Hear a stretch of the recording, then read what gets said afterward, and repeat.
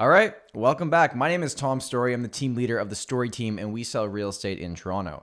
And on this video, I want to do a general overview of what I'm seeing right now in the Toronto market, because there's been a few things that have changed in the last few months, give you a general consensus of what's going on, and then really dive deep into the numbers that came out for October of 2020. So we'll get the numbers out of the way first. So in October of 2020, your average sale price across the entire GTA was $968,000. That is a 13% increase year over year. If we then look specifically in the 416 area code, the detached property market was still about $1.5 million average in the 416 area code. Your semi-detached was about $1.1 million. Your townhouse properties was about $840,000, and then condos were $668,000. Year over year, detached properties are up almost 12%, so there's huge demand on freehold for detached properties right now. Semi-detached is up almost 5%, townhouses are up 4%, and condos are flat. It's finally happened that condos are not showing increases year over year because we've seen a dip, and I'll get more into that, but year over year, for the first time, condos are flat. Now, I went through that fairly quickly for a reason. Now, these numbers are macro numbers.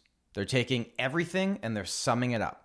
But just because houses are up 13% for detached doesn't mean that if you own a detached home that it's up 13%. These are macro numbers. These are averages. They're not medians. And what I'm trying to get at here is that wherever you own a property, it is pocket by pocket. It is micro markets. So don't get so caught up in the news headlines or anything like that. If you want to know what's specifically happening in your pocket, and the big things for me would be average days on market, list versus sale price, and the months of inventory. That's the best way to understand and track what's going on in a market. Comment your area below in this video, and I will do my best to get back to everybody and give you an understanding of what's specifically happening in your market, and also put your property type, whether it's a townhouse, if it's freehold or condo ownership, if you have a typical condo or a semi or a detached property, and I'll fill you in on what's going on. And by the way, if you like this type of video content, feel free to subscribe to this channel or follow us on our Instagram at The Story Team. We are super active on that platform. A few of the other things I wanted to touch on was specifically in the housing market right now. So for freehold properties, not condos or condo townhouses, but freehold properties, you own the land under your feet, semi and detached properties. They're still doing very well because the inventory is very low. We are still technically in a seller's market for the freehold property segment. However, it's not the craziness that it was in the summer. In the summer, we had a ton of, let's call it early lockdown pent-up demand, where people wanted to make moves because traveling and summer camps and all the other fun things we normally did just were no longer the option.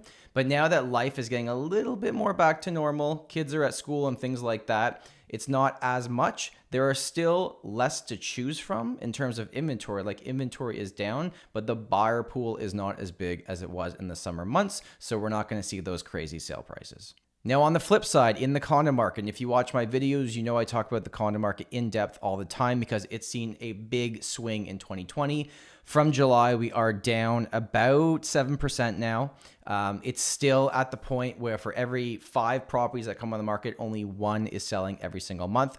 20% are selling. There are great opportunities for buyers right now if you're going to hold the property minimum 3 years to outweigh any type of short-term fluctuation, whether that be up or down. I think the condo market at this pace is probably going to bottom out at the end of this year. And then there's a few variables that will have to come into place to start seeing condo prices ticking back up again.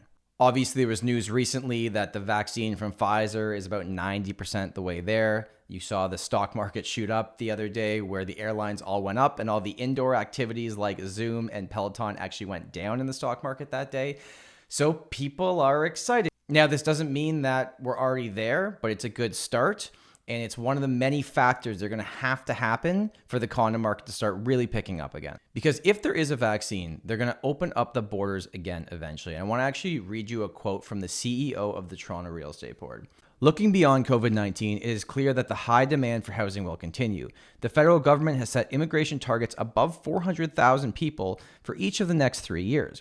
The GTA will undoubtedly continue to benefit from this population growth. All of these people will need a place to live, whether that is ownership or in the rental markets. So that's interesting. It's something that we had talked about, that we thought, okay, when immigration does open again, is it going to be more than normal? And it's looking like the government plans to do so. So that is overall good news if you own a property in Toronto for the future. But the best way to sum up the market right now is freehold housing, condos, and rental market. That's basically what's going on. Thank you so much for watching this video. I really appreciate you taking the time to do so. If you have any questions for me, please let me know. Have an amazing day, and remember, home is where your story begins.